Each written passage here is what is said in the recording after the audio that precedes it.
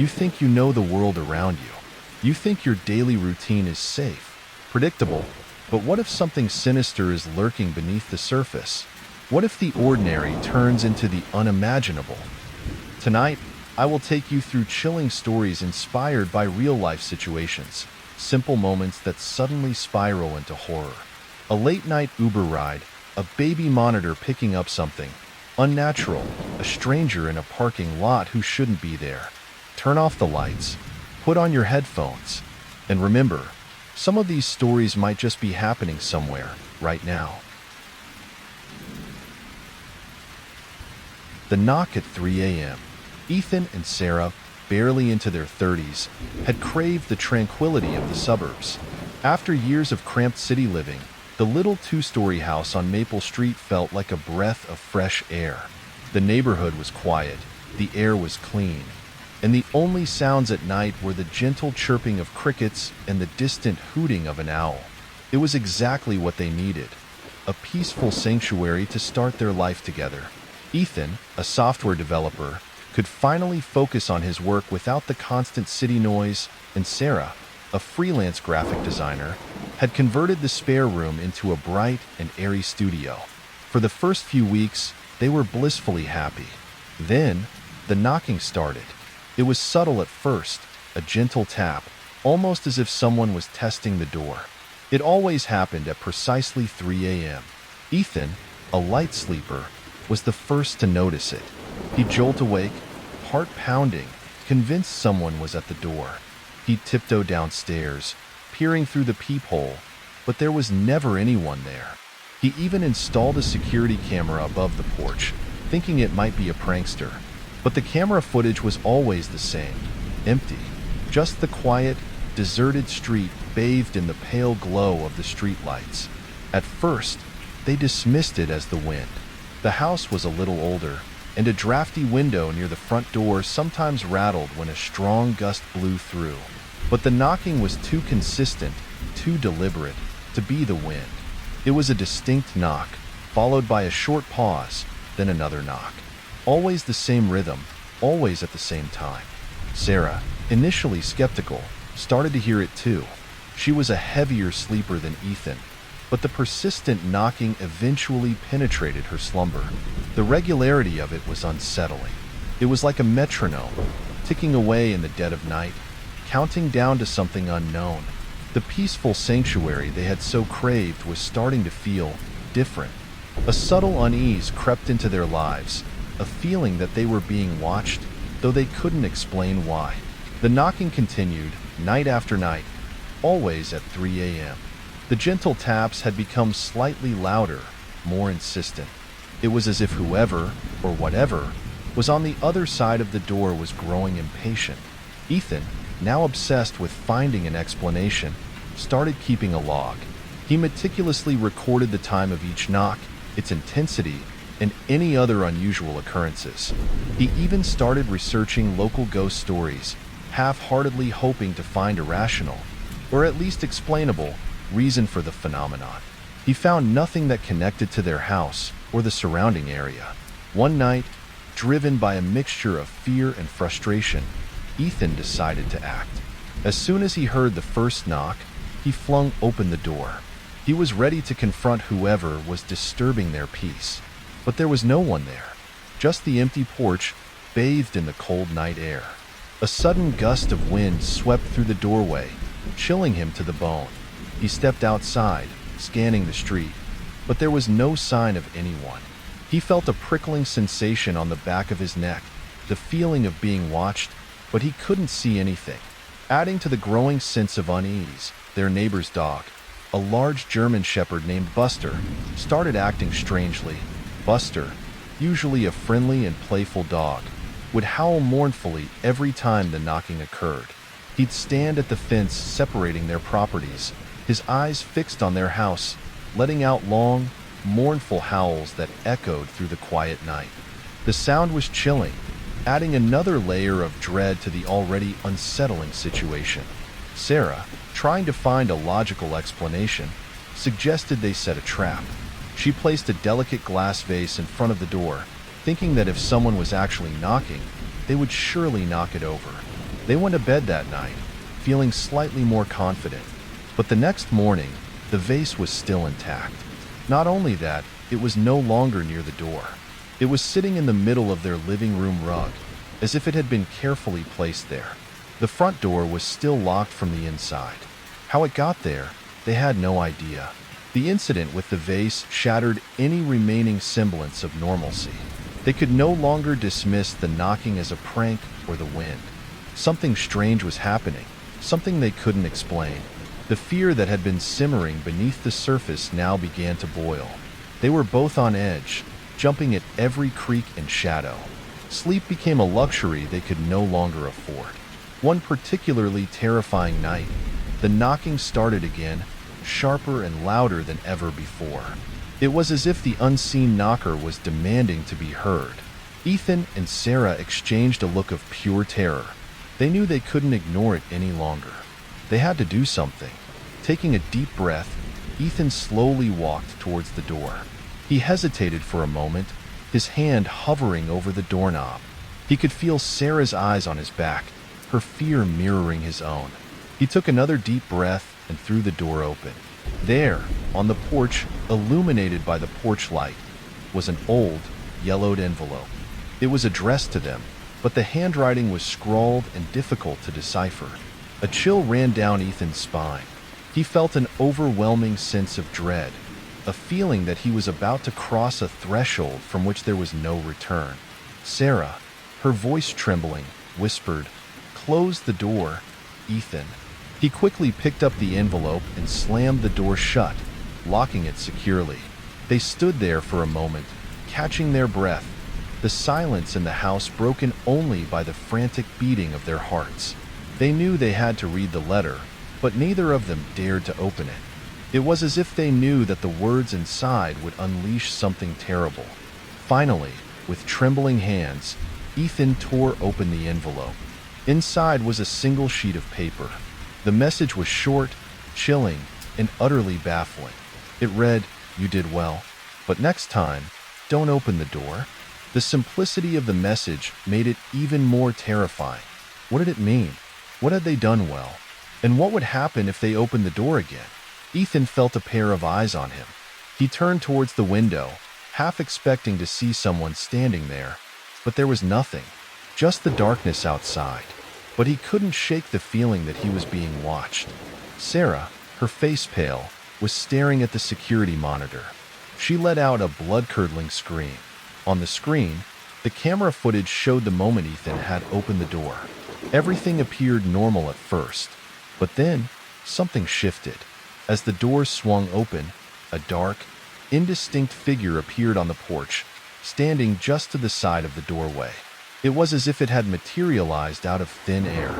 The figure was tall and shadowy, almost translucent, but it was definitely there. The camera had captured it, even though they hadn't seen it with their own eyes. And then, as Ethan closed the door, the figure turned its head and looked directly at the camera.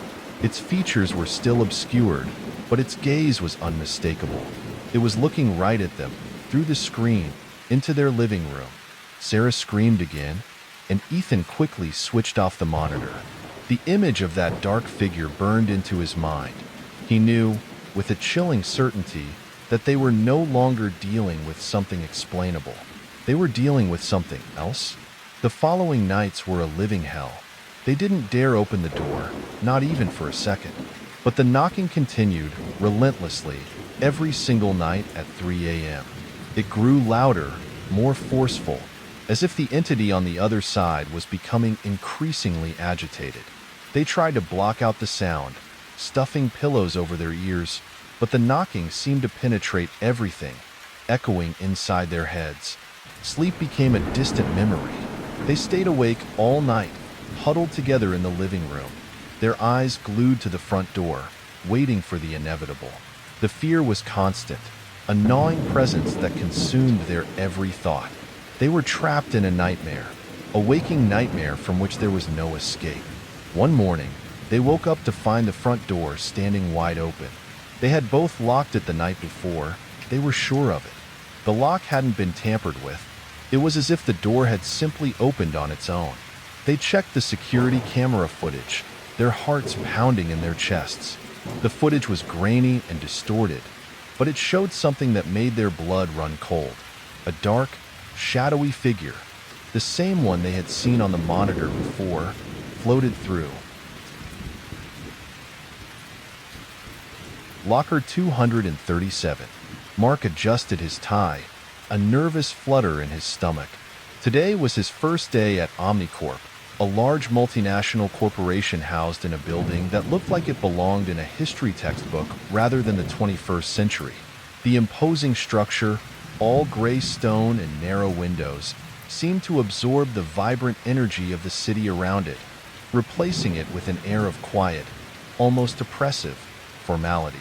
He'd landed a decent entry-level position in the marketing department, a stepping stone, he hoped, to bigger and better things. He navigated the labyrinthine corridors, following the signs to the employee locker room. It was located in the basement, a dimly lit space with rows of metal lockers stretching into the shadows. The air down here was thick and stale, carrying a faint scent of damp concrete and something indefinable, something almost metallic. He found his assigned locker, number 236, and fumbled with the key. It was an old-fashioned skeleton key, heavy and cold in his hand. As he was stowing his bag and jacket, a man with tired eyes and thinning hair approached him. He wore a slightly rumpled suit, and his tie was loosened. He looked like he'd seen a few too many late nights at the office. "New here?" the man asked, his voice raspy. Mark nodded, forcing a smile. "Yeah, first day. I'm Mark." "Greg," the man replied, extending a hand. His grip was surprisingly strong. "Welcome to the madhouse." Mark chuckled nervously, thinking it was just typical office humor. As Greg turned to leave, he paused, his gaze suddenly shifting from casual to intense. He looked directly at Mark, his eyes narrowed, and his voice dropped to a near whisper. "Listen," he said, his voice laced with an unsettling seriousness. "If you want to live in peace, never open locker 237. Mark blinked, taken aback by the sudden shift in tone. He'd expected some light-hearted ribbing, maybe a warning about the coffee machine. But this was different. He managed a weak smile. "Locker 237? Is that some kind of office joke?" Greg didn't smile back. His expression remained grave. "Just trust me," he said, then turned and walked away, disappearing into the shadows between the lockers. Mark watched him go, a shiver running down his spine. He dismissed it as nerves, telling himself that Greg was probably just a quirky guy, and this was some weird initiation ritual. Still, the image of Greg's serious face, the intensity in his eyes, lingered in his mind. He finished putting his things away and locked his locker, the heavy click of the old lock echoing in the quiet room. He glanced at the locker next door, number 237. It looked just like the others, a dull gray metal box with a small, circular lock. He shook his head, telling himself not to be ridiculous. It was just a locker, nothing more.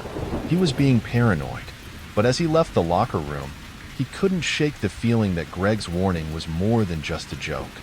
The following days at Omnicorp were a blur of introductions, training sessions, and the general chaos of settling into a new job. Mark tried to put Greg's cryptic warning out of his mind, focusing on learning the ropes and impressing his new colleagues. He told himself that he was being silly, letting a strange comment get to him. But the image of locker 237 and Greg's serious face kept creeping back into his thoughts. He noticed something peculiar about the locker room. While most of the lockers seemed to be in regular use, some sporting jackets, bags, or even small personal items, locker 237 remained stubbornly empty. It was always locked, its metal surface dull and undisturbed. No one ever seemed to go near it. It was as if the locker existed in a pocket of silence, an invisible barrier separating it from the rest of the room. Mark's curiosity began to gnaw at him. He tried to subtly probe his colleagues for information. He'd casually mention the locker room, asking about the general procedure for locker assignments. He He even tried to steer the conversation towards older employees, hoping to glean some information about the building's history. But whenever he brought up the topic, the conversation would abruptly change. People would become quiet, avoiding eye contact, offering only vague, non-committal answers. It was as if there was an unspoken rule, a collective amnesia surrounding locker 237. One lunch break, he found himself in the break room with a few other junior employees. He decided to try a more direct approach. "Hey," he said, trying to sound casual, "has anyone ever noticed that locker 237 is always empty?" A ripple of unease went through the room. One woman, who had been chatting animatedly about her weekend plans, suddenly fell silent. Another man nervously shifted in his seat. Finally, one of them, a guy named David, spoke up, his voice hesitant. "Yeah, well, it's just not used," he stammered. "But why?" Mark persisted. "Is there something wrong with it?" David shrugged, avoiding Mark's gaze. "I don't know. No one really talks about it." Mark could feel the tension in the room. He realized he'd hit a nerve. He decided to back off, not wanting to make things awkward. "Okay, never mind," he said, forcing a laugh. "Just curious." But his curiosity was far from satisfied. It was growing stronger, fueled by the mystery surrounding the locker. He felt like he was missing a piece of a puzzle, a crucial piece that everyone else seemed to know about but was unwilling to share. One evening, as he was leaving the office, he decided to take a detour to the locker room. He lingered near locker 237, studying it. It looked perfectly ordinary, just like the other lockers. But something about it, the stillness, the emptiness, gave him the creeps. He reached out and touched the cold metal surface, a strange compulsion drawing him closer. He half expected something to happen, a door to creak open, a ghostly hand to reach out. But nothing happened. He pulled his hand back, feeling a mixture of relief and disappointment. As he was about to leave, he noticed something that made his heart skip a beat. The locker door wasn't fully closed. It was slightly ajar, just a sliver, as if someone had forgotten to lock it properly. He hesitated, his mind racing. He knew he should just walk away. He knew he should respect Greg's warning and the unspoken rule of the office. But the temptation was too strong to resist. His curiosity, which had been simmering for days, now boiled over. He had to know what was inside. He glanced around the empty locker room, his breath catching in his throat. No one was there. He reached out, his fingers trembling, and gently pushed the locker door open. The locker door creaked open, the sound echoing unnaturally loud in the silent room. Mark's heart pounded in his chest. He half expected to find something sinister, some gruesome object or a hidden message. But the inside of the locker was surprisingly mundane. There was no hidden compartment, no secret message scrawled on the back wall. The only thing inside was a small, leather-bound diary. It looked old, the leather cracked and worn, the edges of the pages yellowed. There was no name on the cover, no identifying mark. It looked like it had been there for a long time, forgotten and abandoned. Mark hesitated, unsure whether he should touch it. He felt like he was intruding, violating some unspoken rule. But his curiosity was overwhelming. He reached in and carefully picked up the diary. It felt strangely heavy in his hand, as if it contained more than just blank pages. He closed the locker door, a soft click echoing in the stillness. He glanced around the empty locker room, a sense of unease creeping over him. He felt like he was being watched, like unseen eyes were following his every move. He tucked the diary into his bag, deciding to examine it later, in the privacy of his own apartment. That evening, after a long and restless day, Mark sat at his kitchen table, the diary lying before him. He opened it carefully, his fingers tracing the cracked leather cover. The first page was blank, except for a single line of writing, scrawled in a messy, almost frantic hand. February 12th, new employee opens locker 237. Mark froze. Today was February 12th. Today was his first day at Omnicorp. A chill ran down his spine. It was as if the diary had known, had predicted his actions. He dismissed it as a coincidence, a strange and unsettling coincidence, but a coincidence nonetheless. He turned to the next page, his heart pounding in his chest. February 13th. He will start hearing knocking at 2:37 a.m. Mark's breath caught in his throat. He felt a wave of dizziness wash over him. He stared at the words, his mind reeling. It couldn't be true. It was impossible. Someone was playing a cruel joke on him. But who? And how could they have known? He flipped through the rest of the diary. The pages were filled with similar entries, short, cryptic sentences that seemed to predict future events. Each entry was dated, each one seemingly connected to him. He felt a growing sense of dread, a feeling that he was trapped in some kind of nightmare, a nightmare that was unfolding in the pages of this strange diary. He slammed the diary shut, his hands trembling. He wanted to throw it away, to destroy it, to erase the terrifying words from his mind. But he couldn't. He felt a strange compulsion to keep it, to understand the mystery behind it. He spent the rest of the evening in a state of nervous anticipation, his eyes constantly glancing at the clock. He tried to distract himself, watching television, reading a book, but he couldn't shake the feeling of impending doom. He kept thinking about the diary, about the words that had been written there, about the knocking that was supposed to happen at 2:37 a.m. Finally, the clock struck 2:30. Mark's heart was pounding in his chest. He turned off the lights and climbed into bed, pulling the covers up to his chin. He lay there in the darkness, listening to the silence of his apartment.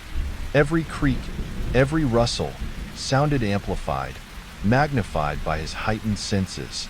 He waited, his breath held tight, for the clock to strike 2:37. And then it happened. A soft, insistent knocking at his bedroom door. The knocking was soft, almost hesitant, but it was undeniable. Mark's blood ran cold. He lay frozen in bed, his eyes wide open in the darkness. He wanted to believe that it was his imagination, that he was just hearing things, but the knocking continued, a steady, rhythmic tap, tap, tap. He forced himself to move, his limbs heavy and unresponsive. He reached for the bedside lamp and switched it on, the sudden light momentarily blinding him. He sat up in bed, his heart pounding against his ribs like a trapped bird. He listened intently, trying to pinpoint the source of the knocking. It was definitely coming from the door. He slowly got out of bed, his legs feeling like jelly. He hesitated, his hand hovering over the doorknob. What if it wasn't just a prank? What if there was someone or something on the other side? He took a deep breath, trying to calm his racing heart. He told himself that he was being ridiculous, that it was probably just some kids playing a prank, or maybe a neighbor who had the wrong apartment. He reached for the doorknob and turned it slowly. He pulled the door open, bracing himself for whatever he might find. He peered into the hallway, his eyes scanning the darkness. But there was nothing there. The hallway was empty, silent. He stepped out of his apartment, looking left and right, but there was no sign of anyone. He felt a wave of relief wash over him. He told himself that he had imagined the knocking, that it was all just a product of his overactive imagination. He chuckled nervously, trying to shake off the feeling of dread. He was being paranoid, he told himself. It was just a bad dream. He went back into his apartment, closing the door behind him. He leaned against the door, his breath coming in short gasps. He felt shaky, disoriented. He couldn't shake the feeling that he was being watched. He went back to bed, but he couldn't sleep. He lay there in the darkness, his senses on high alert, listening for any sound, any movement. The next morning, he woke up feeling exhausted and drained. He went to the kitchen and made himself a strong cup of coffee. He sat at the kitchen table, staring at the diary. He hesitated, unsure whether he wanted to open it. He knew what it would say. He knew that it would confirm his worst fears. He took a deep breath and opened the diary. He turned to the next page, his heart sinking. There, written in the same messy handwriting, was a new entry. February 14th. He will see something in the mirror, but when he turns around, it is no longer there. Mark felt a chill run down his spine. He closed the diary, his hands trembling. He knew what this meant. He knew that tonight, something else was going to happen. He felt a growing sense of panic. He wanted to run, to escape, to get away from the diary, from the locker, from the building. But he knew that he couldn't. He was trapped, caught in some kind of terrifying game. He went to work, but he couldn't concentrate. He was constantly thinking about the diary, about the words that had been written there. He kept imagining what he might see in the mirror that night. He felt a growing sense of dread, a feeling that something terrible was about to happen. That evening, Mark returned to his apartment, his hands clammy, his heart pounding in his chest. He knew what was coming. He knew that he couldn't avoid it. He went to the bathroom and stared at his reflection in the mirror. He looked pale, drawn, his eyes filled with fear.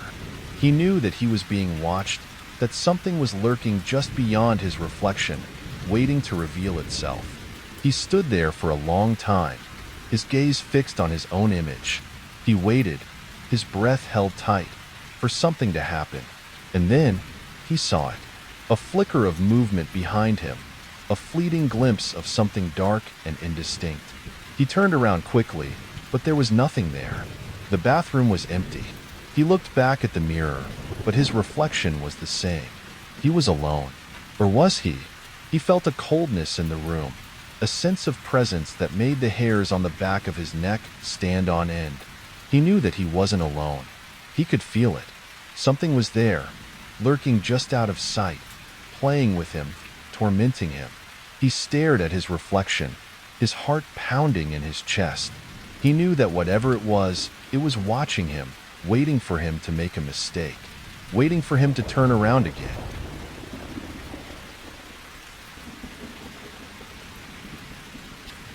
The man sitting on the park bench. The crisp autumn air nipped at Emma's cheeks, a welcome contrast to the stuffy confines of her office. Central Park, a vibrant tapestry of reds, oranges, and yellows, was her daily companion on the walk to work. Every morning, without fail, she passed the same scene. An old man sitting on a weathered wooden bench, his gaze fixed on the shimmering expanse of the lake. He was a creature of habit, it seemed. Always the same attire, a threadbare tweed jacket, the elbows patched with worn leather, and a faded felt hat that shadowed most of his face. He sat with his hands clasped on a gnarled walking stick, his posture suggesting a quiet contemplation. There was something melancholic about his stillness, a sense of waiting that hung in the air around him like the morning mist.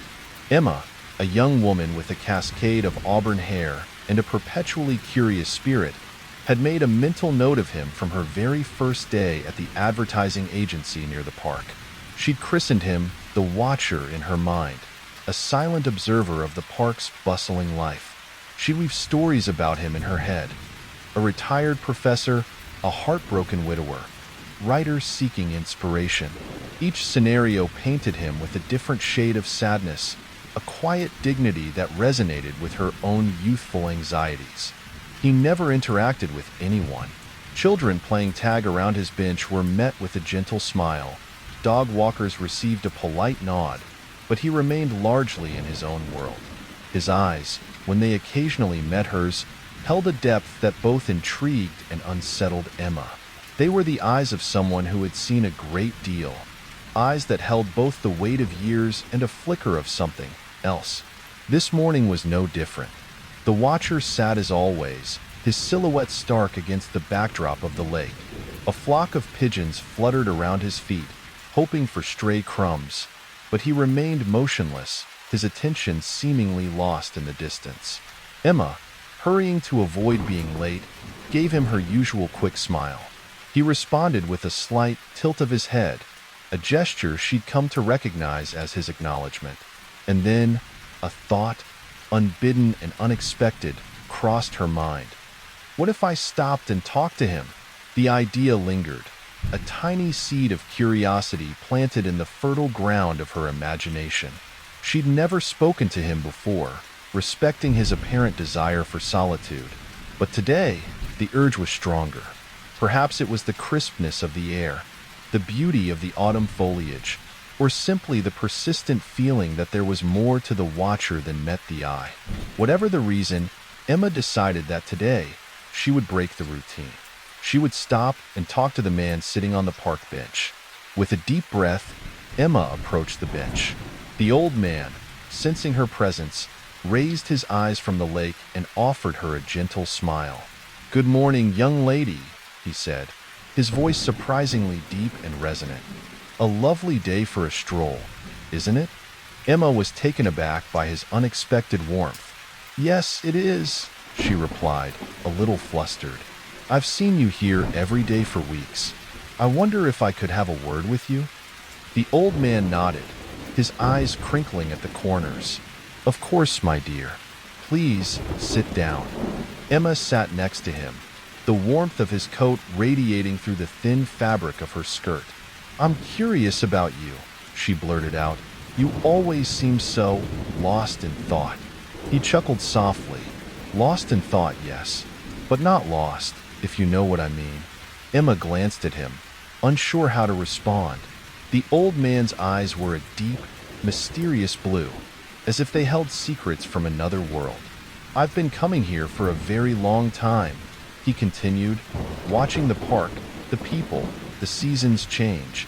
It's a way of remembering, you see." "Remembering what?" Emma asked, her curiosity piqued. The old man paused, his gaze drifting back to the lake.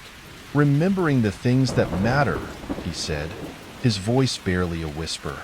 "The love, the laughter, the simple joys of life." Emma felt a pang of sadness. "You sound lonely," she ventured. The old man smiled sadly. "Yes, in a way. I'm still waiting for someone." "Someone?" Emma asked, confused. The old man didn't answer immediately. He simply looked at her, his eyes filled with an unspoken longing. Then, he leaned closer and whispered, "Be careful when you get home today." Emma's heart skipped a beat. "What do you mean?" she asked, her voice trembling. The old man didn't reply. He just smiled, a sad, knowing smile, and then turned back to the lake. As Emma walked away, she felt a strange sense of unease. The old man's words echoed in her mind, sending shivers down her spine. She quickened her pace, eager to put the encounter behind her. Emma arrived home later than usual that evening, exhausted from a long day at work. As she crossed the street, her heart pounded in her chest. The old man's warning was still fresh in her mind, and she couldn't shake the feeling that something was wrong. Suddenly, a car screeched to a halt, its tires skidding on the pavement.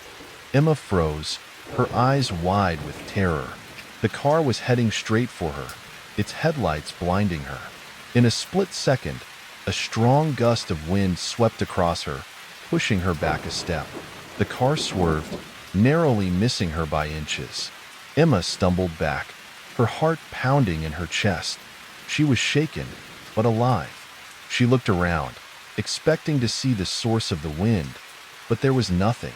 Shaking, Emma made her way home. She couldn't stop thinking about the old man, his cryptic warning, and the strange gust of wind that had saved her life. The next morning, Emma decided to tell her friends about her encounter with the old man. She met them for coffee at their usual cafe, and as soon as she mentioned the man sitting on the bench, their expressions turned pale. "No one sits there," one of her friends said, her voice barely a whisper. "That bench has been empty for years." Emma laughed nervously, trying to dismiss her friend's words. But as she continued to describe the old man, the others exchanged concerned glances. Finally, an older woman in the group spoke up. "If that was the bench near the lake," she said, her voice low, "then he died 10 years ago." Emma's laughter froze. "What?" she asked, her voice cracking. The woman nodded. "Yes, there was a man who used to sit there every day. He was very old, just like the man you described. But one day, he just disappeared." Emma's heart sank. "He died?" she asked, her voice barely a whisper. The woman nodded again. "Yes, they found his body in the lake a few days later. He had been waiting for someone who never came." Emma felt a chill run down her spine. She remembered the old man's words, "I'm still waiting for someone." Could it be that the man she had spoken to was a ghost? The next day, Emma returned to the park, determined to get to the bottom of the mystery. She walked slowly towards the bench, her heart pounding in her chest. As she approached, she noticed that the bench was empty. There was no sign of the old man, just a pile of withered leaves and a few discarded cigarette butts. Emma sat down on the bench, closing her eyes. She tried to focus on the sounds of the park. The chirping of birds, the rustling of leaves, the distant hum of traffic. But all she could hear was the echo of the old man's voice. "Be careful when you get home today." She opened her eyes, her heart pounding. She couldn't shake the feeling that the old man was still there, watching her. She stood up and walked away from the bench, her steps quickening. She couldn't bear to stay there any longer. As she walked, she felt a cold wind pass by, and a vague voice whispered in her ear, "Thanks for talking to me." Emma stopped in her tracks, her heart pounding. She turned around, but there was no one there. She took a deep breath and continued walking, her heart still pounding. She knew that she would never forget her encounter with the old man, and she would always wonder if he was really there, or if it was all just a figment of her imagination.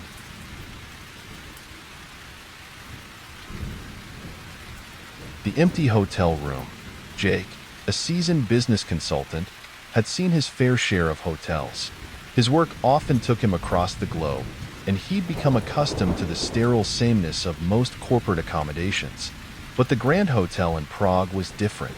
It exuded an old-world charm, a sense of history that seeped from its ornate, high ceilings to the intricately patterned carpets. It was luxurious, yes, but not in the cold, modern way. This was a luxury born of a bygone era, a time of whispered secrets and hushed elegance. Jake checked in late, weary from a long flight. The receptionist, a woman with tired eyes and a name tag that read Helena, greeted him with a polite but somewhat distant smile. She handed him his key, a heavy brass affair attached to a leather fob. "Room 305, sir. The elevators are just over there." As Jake turned to leave, he noticed something odd. The door to room 306, adjacent to his, was closed, the curtains drawn tightly shut. It seemed almost sealed. There was no indication that the room was occupied. No "Do Not Disturb" sign hung from the handle, no luggage cart sat outside. It simply existed, silent and closed off. Curiosity piqued, Jake asked Helena, "Excuse me, is room 306 occupied?" Helena's smile faltered for a fraction of a second, her eyes flicking towards the closed door. "That room is empty, sir," she replied, her voice clipped. "It's not being used." She quickly busied herself with some papers on the counter, dismissing further inquiry. Jake shrugged it off. Perhaps the room was under maintenance, or maybe it was simply being held vacant. He took the elevator to the third floor, the old machine groaning slightly as it ascended. He found room 305 without difficulty and let himself in. The room was spacious and well-appointed, with dark wood furniture and a large, comfortable bed. He unpacked his things, took a quick shower, and settled down for the night. But even as he drifted off to sleep, the image of the closed door to room 306 lingered in his mind. The first night passed without incident. Jake slept soundly, exhausted from his travels. But the second night was different. Sometime after midnight, he was awakened by a faint noise coming from the room next door. It sounded like footsteps, slow, deliberate steps, dragging slightly across the floor. He sat up in bed, listening intently. The sound stopped, then started again, a rhythmic shuffle that sent a shiver down his spine. He told himself it was probably just the pipes or some other mundane explanation, but the unease lingered. The third night was worse. The dragging footsteps returned, but this time they were accompanied by something else, a knocking sound, coming from the wall that separated his room from 306. Knock, knock, knock. It was a slow, deliberate rhythm, like someone gently rapping their knuckles against the wall. Jake lay in bed, his heart pounding in his chest. He tried to ignore it, telling himself it was just his imagination. But the knocking continued, growing louder with each repetition. Then, just as he thought he couldn't take it anymore, he heard something else. A whisper. Faint, almost inaudible, but definitely there. It seemed to be coming from the other side of the wall, from room 306. He couldn't make out the words, but the very sound of it, a low, guttural murmur, sent chills crawling across his skin. He sat bolt upright, his breath catching in his throat. He was convinced now that something was seriously wrong. He grabbed his phone and called the front desk. "Hello?" he said, his voice trembling slightly. "I'm in room 305. There's a lot of noise coming from next door, from room 306. I thought you said it was empty?" Helena answered, her voice sounding even more tired than before. "Yes, sir. Room 306 is empty. There's no one there. Perhaps it's just the wind, or the building settling." "It's not the wind," Jake insisted. "I heard footsteps and knocking and whispering." "Sir, I assure you, there's no one in room 306, Helena repeated, her voice flat. "Please don't worry. Try to get some sleep." She hung up. Jake stared at the phone in disbelief. He knew what he had heard. He wasn't imagining things. Something was happening in room 306, and the hotel staff was either unwilling or unable to explain it. The next morning, Jake felt like he hadn't slept at all. The image of the closed door to room 306 and the whispers he'd heard were burned into his mind. He knew he couldn't just ignore it. He had to find out what was going on. After a quick breakfast, he returned to his room and stood in the hallway, listening intently at the wall separating his room from 306. At first, there was only silence. The hotel was quiet, most of the guests still asleep. He pressed his ear closer to the wall, straining to hear anything. Then, just as he was about to give up, he heard it again. The whisper, closer this time, right next to his ear, as if someone was standing on the other side of the wall, speaking directly to him. "Please, open the door," the whisper said, a raspy, desperate plea. "I'm stuck here." Jake recoiled, his heart leaping into his throat. He stumbled back from the wall, his eyes wide with fear. He knew then that he had to get to the bottom of this. He couldn't stay in this hotel another night without knowing what was happening in room 306. He ran down to the front desk, his hands shaking. Helena was there again, behind the counter. "I need you to open room 306, he said, his voice trembling slightly. Helena's face paled. She looked at him with a mixture of fear and resignation. "Sir, I told you. That room is empty," she said, her voice barely a whisper. "I know what I heard," Jake insisted. "I heard someone whispering. I heard them asking me to open the door. I need to see what's inside." Helena hesitated, then finally nodded. She reached under the counter and pulled out a ring of keys. Her hand trembled as she selected the correct one. "All right, sir," she said, her voice barely audible. "But I'm coming with you." Together, Jake and Helena took the elevator to the third floor. The silence in the elevator was deafening, broken only by the faint hum of the machine. When they reached the third floor, they walked down the hallway to room 306. The door was still closed, the curtains drawn tightly shut. Helena inserted the key into the lock and turned it slowly. The door creaked open, revealing a room shrouded in darkness. The air inside was thick with the smell of dust and decay. It was clear that the room hadn't been used in a long time. The furniture was covered in a thick layer of dust, and the curtains were faded and tattered. There was no sign of anyone having been there recently. The bed was unmade, the sheets rumpled and stained. An old, half-eaten room service tray sat on the floor, the remnants of a long-forgotten meal now covered in mold. Jake stepped into the room, a chill running down his spine. The atmosphere was heavy, oppressive, as if the room itself was holding its breath. He felt a sense of dread, a feeling that something terrible had happened here. He noticed a small table in the corner of the room. On it sat an old photograph in a tarnished silver frame. He picked it up and examined it closely.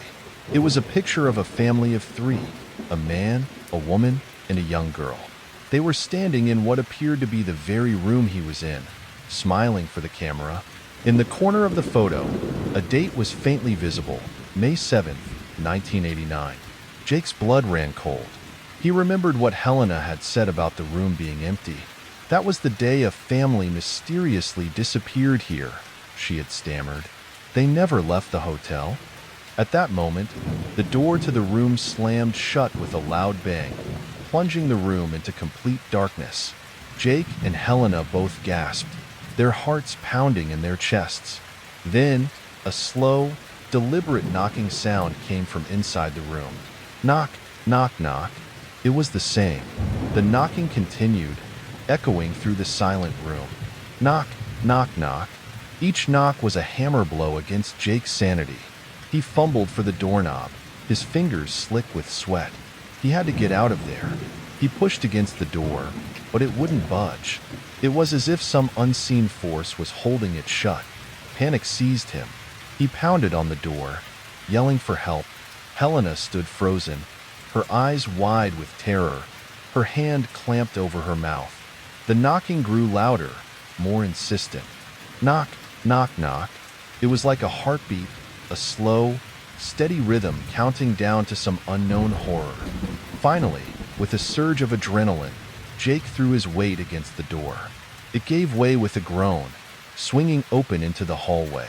He stumbled out, gasping for air, his heart pounding in his chest. He didn't stop running until he reached his own room, 305. He slammed the door shut and locked it, leaning against it, his breath coming in ragged gasps.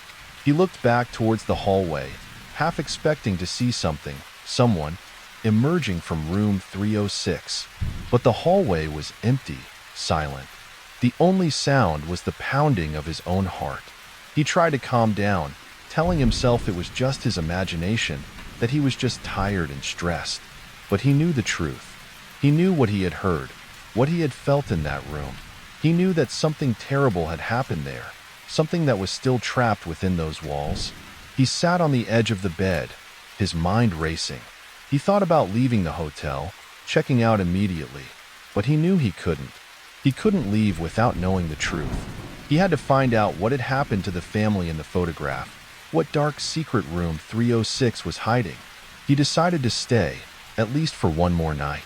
He told himself he would leave in the morning, no matter what. He just needed one more night to try and understand what was going on. He turned off the lights and got into bed, but sleep eluded him. He lay there in the darkness, listening to every creak and groan of the old hotel. He kept expecting to hear the knocking again, but it didn't come. The silence was almost worse than the noise. It was a heavy, pregnant silence, filled with unspoken dread. Just as he was starting to drift off to sleep, he heard it. A faint knock. Knock, knock. It wasn't coming from the wall this time. It was coming from his own room door. Jake froze, his blood running cold. He lay there, paralyzed with fear, listening intently. Knock, knock, knock. The knocking continued, slow and deliberate, just like before. But this time, it was closer. It was right outside his door. He didn't move. He didn't breathe. He just lay there, his eyes wide open in the darkness, waiting for whatever was on the other side of the door to make its next move. The knocking never stopped. The girl in the mall. The fluorescent lights of the megamart hummed a monotonous tune, a soundtrack to Mark's nightly routine. He pushed his cleaning cart down aisle 7, the squeak of its wheels echoing through the cavernous space. 10:45 p.m. Time to start the final sweep. His job was simple: clean, restock, and lock up by 11. A mundane task, usually, but lately, something had been off. It started a few weeks ago, a flicker in his peripheral vision, a whisper of movement in the quiet aisles. Then, he saw her, a little girl, maybe 7 or 8, standing in aisle 13, right in the dead center. Aisle 13. Mark had a shiver run down his spine the first time he noticed. Superstitions were silly, he knew, but still, aisle 13. She wore a pale blue dress, old-fashioned, almost like something from a vintage photograph. Her long, dark hair cascaded over her shoulders, obscuring most of her face. She just stood there, motionless, like a porcelain doll left behind on a shelf. Mark had tried to ignore her at first, chalking it up to fatigue.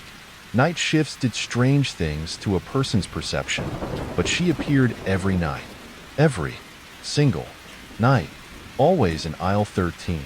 The routine was always the same. Mark would start his rounds, the rhythmic swish of his mop and the clatter of restocking boxes filling the otherwise silent store. As he approached aisle 13, a knot would tighten in his stomach. He'd glance down the aisle, and there she'd be, standing perfectly still, a silent sentinel in the brightly lit aisle. He tried to get a better look at her, to see her face, but she always seemed to be just slightly turned away. And as he got closer, she'd simply vanish. One moment she'd be there, the next, gone. No running, no footsteps, just gone. Like she'd melted into the shelves. He'd searched the surrounding aisles, his heart pounding in his chest, but there was never any sign of her. Just the towering shelves packed with groceries, the silent, watchful security cameras, and the hum of the refrigerators. Mark had finally broken his silence and asked his colleagues if they'd seen anything. He'd try to be casual. "Hey, you guys ever notice anything weird in aisle 13? They looked at him strangely, some chuckling, others just shaking their heads. No one had seen the girl. He was the only one. The isolation was starting to get to him. He felt like he was losing his grip on reality. Was he imagining things? Was the stress of the job finally cracking him? Then, one night, something else happened. It was just after the automated announcement had played, the robotic voice echoing through the empty store, "Attention shoppers, the store will be closing in 15 minutes. Mark was in aisle 9, restocking some shelves, when he heard it. A small, whispery voice, right behind him. "Wait for me to appear." He whipped around, his heart leaping into his throat. The aisle was empty, just the neatly arranged shelves and the flickering fluorescent lights. He scanned the area, his eyes darting from shelf to shelf, but there was nothing. Just the silence, broken only by the distant hum of the refrigerators. He felt a chill crawl down his spine, a primal fear he hadn't felt since he was a child. He was alone in the store, or so he thought. The next day, Mark couldn't shake the feeling of unease. The whisper, the girl, the empty aisles, it was all swirling in his mind, a disturbing puzzle he couldn't solve. He decided to review the security camera footage from the previous nights. Maybe, just maybe, there would be something, anything, to explain what he was seeing. He pulled up the footage on the store's security system, his hands trembling slightly as he navigated through the recordings. He fast-forwarded to the time he usually saw the girl, his eyes glued to the screen. He watched himself walk down aisle 13, his gaze fixed on a point in the middle of the aisle. He watched himself stop, stare, and then nothing. On the screen, he was just staring into empty space. There was no girl. The camera saw nothing. A wave of dizziness washed over him. He felt cold, despite the warmth of the security room. He rewound the footage, watching it again, frame by frame. Still nothing. He looked like he was interacting with thin air. He felt a profound sense of dread. He wasn't just seeing things. He was seeing things that weren't there. He tried to rationalize it. Maybe the cameras had a blind spot. Maybe it was a trick of the light. But deep down, he knew the truth. Something was wrong. Something was seriously wrong. That night, Mark decided to confront the mystery head-on. He arrived at work earlier than usual, his mind made up. He wouldn't wait for the girl to appear. He would go to her. As soon as the store was empty, before he even started his cleaning routine, he went straight to aisle 13. He stood in the center of the aisle, the same spot where he always saw her, and waited. The silence of the empty store was deafening, broken only by the pounding of his own heart. After what felt like an eternity, he saw her. She was there, in the same spot, wearing the same pale blue dress. He took a deep breath and spoke, his voice barely a whisper. "Who are you waiting for?" She slowly lifted her head, her long hair falling away from her face. Her eyes, when he finally saw them, were black, completely black. No pupils, no irises, just two pools of darkness. And she spoke, her voice a low, chilling rasp. "Wait until you remember." The girl's words echoed in Mark's mind, a haunting refrain that followed him everywhere. Wait until you remember. What was he supposed to remember? He racked his brain, searching for a forgotten memory, a lost connection, but nothing came to mind. Then, the dreams started. Vivid, disturbing dreams that left him shaken and exhausted. He dreamed of a vast, dark warehouse filled with towering stacks of boxes. He dreamed of a child, small and scared, hiding in a cardboard box. He dreamed of a heavy door slamming shut, the sound echoing through the empty warehouse. And he dreamed of himself as a child, watching it all happen. The dreams were so real, so intense, that he woke up each morning with a pounding headache and a sense of dread. He felt like he was reliving a forgotten trauma, a buried secret from his past. One morning, he woke up with a sharp, stabbing pain in his head. He clutched his temples, groaning, as a fragmented memory surfaced. A memory of a supermarket, a huge, brightly lit supermarket. A memory of himself as a young boy, playing hide and seek with his sister. A memory of a warehouse, a dark, cold warehouse. A memory of a door slamming shut. The pieces of the puzzle began to fall into place. He remembered the supermarket, the megamart. He remembered his sister, a little girl with bright, curious eyes. He remembered the warehouse, a place he had been forbidden to go. And he remembered the fear, the overwhelming fear, as the door slammed shut, trapping him and his sister inside. His mother had taken them to the megamart. While she was shopping, he and his sister had wandered off, playing in the stockroom. They found their way to the old warehouse and were playing hide and seek when the door slammed shut. He had been found, hours later, huddled in a box, crying. But his sister was never found. The realization hit him like a physical blow. The girl in the mall, his sister, she was waiting for him to remember. Waiting for him to remember what happened that day in the warehouse. Driven by a mixture of fear and a desperate hope, Mark rushed to the old warehouse. It was located at the back of the megamart, a dilapidated structure that had been abandoned years ago. The warehouse was a relic of the past, a forgotten corner of the bustling supermarket. He found the old wooden door, covered in rust and cobwebs. His hands trembled as he pushed it open, the hinges groaning in protest. A wave of musty air rushed out, the smell of decay and forgotten things.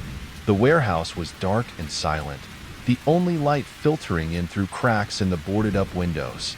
In the center of the room, he saw it, an old, wooden box, covered in dust and grime. It looked like a coffin, a relic from a forgotten time. He approached it cautiously, his heart pounding in his chest. On the lid of the box, something was scrawled in pencil. The writing was faded and barely legible, but Mark could make out the words. "Mark, wait for me." His blood ran cold. He knew that handwriting. It was his sister's. He remembered her practicing her letters, her small hand gripping the pencil tightly. He slowly reached out and lifted the lid of the box. Inside, there was nothing, just dust and cobwebs. He felt a wave of despair wash over him. Had he been wrong? Was it all just a figment of his imagination? He turned to leave, his shoulders slumped in defeat. But as he turned, he saw something in the corner of the room, an old, cracked mirror hanging on the wall. He walked towards it, drawn by an unseen force. As he looked into the mirror, he saw his reflection. But it wasn't just his reflection. Standing right behind him, in the shadows, was the girl, his sister. She was no longer wearing the pale blue dress. She was wearing the clothes she had been wearing the day she disappeared. The clothes he remembered her wearing. Her eyes were still black, but now there was a hint of something else in them. A hint of recognition. a hint of longing. She reached out a hand towards him, her fingers brushing against his shoulder. He felt a chill run down his spine, a coldness that seeped into his bones. He wanted to scream, to run, but he was frozen in place, trapped by her gaze. He could feel her presence, her coldness, her desperation. She was there, in the mirror, forever trapped, waiting for him. He closed his eyes, his mind reeling. He had remembered.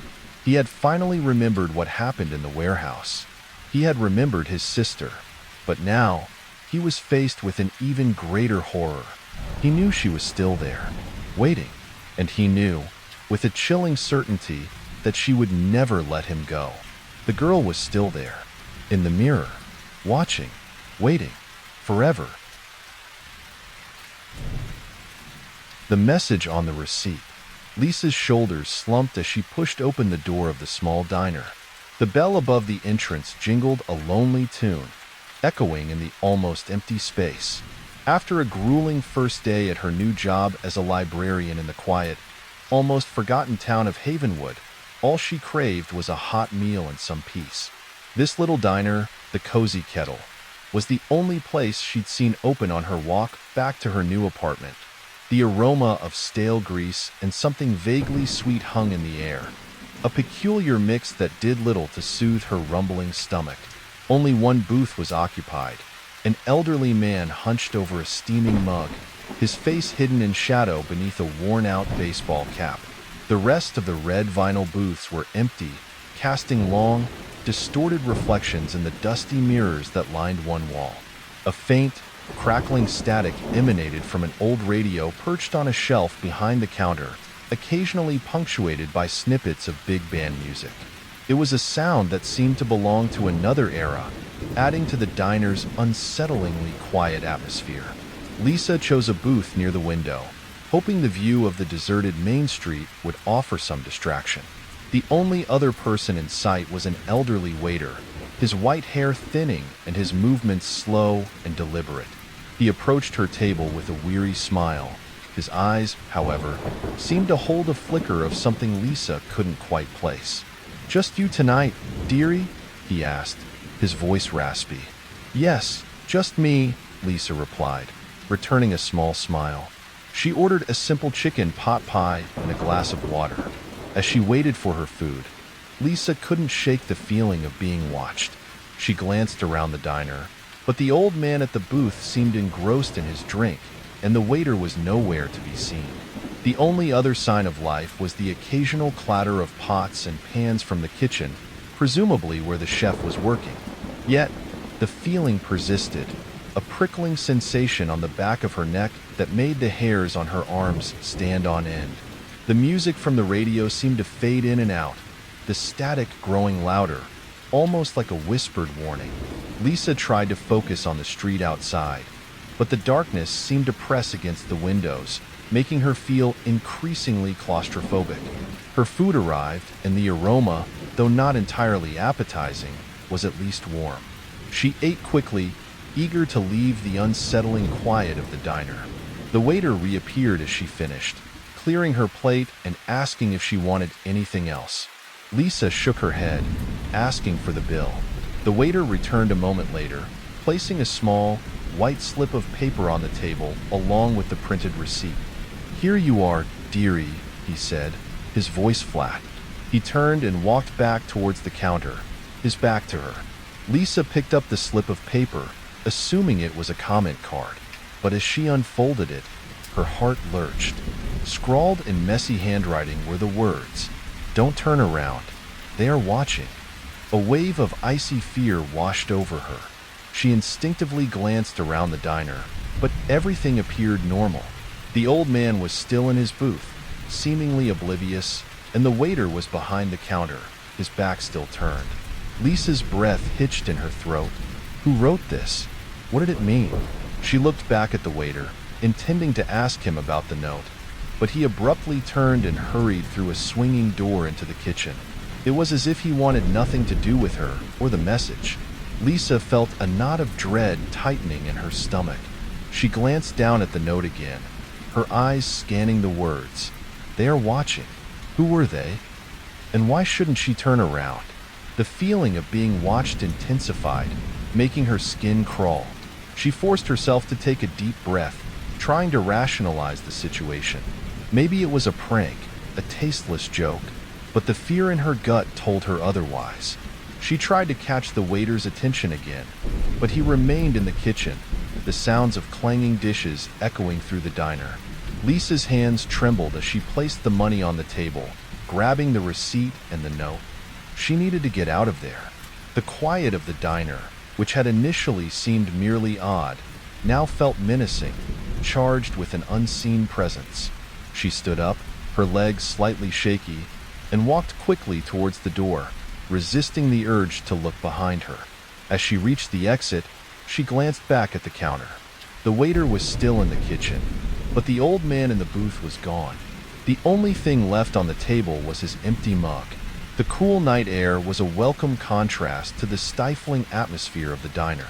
Lisa hurried down the deserted street, clutching the receipt and the note in her hand.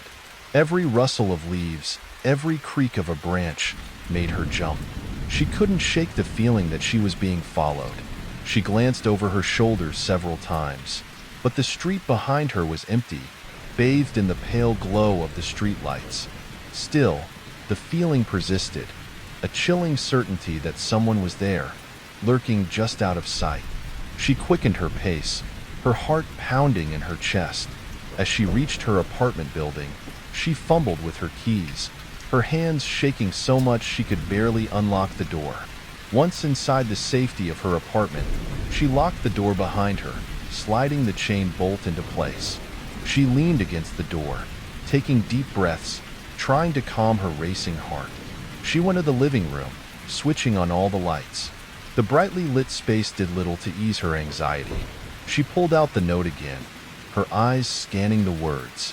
"Don't turn around. They are watching." She crumpled the paper in her fist, a wave of frustration washing over her. Who would do this? And what did it mean? She decided to check her phone. There were no missed calls, no new messages. She scrolled through her contacts, wondering if anyone she knew might have played such a cruel joke. But no one came to mind. She had only moved to Havenwood a few days ago and barely knew anyone in town. As she was about to put her phone down, a new message popped up. It was from an unknown number. Her breath caught in her throat as she opened it. "They know you read the note." Lisa's blood ran cold. How could they know? She had told no one about the note. She stared at the message, her mind racing. She had never given her phone number to anyone in Havenwood. She had just set up her new service the day before. How could anyone, let alone someone who was supposedly watching her, have her number already? The thought sent a shiver down her spine.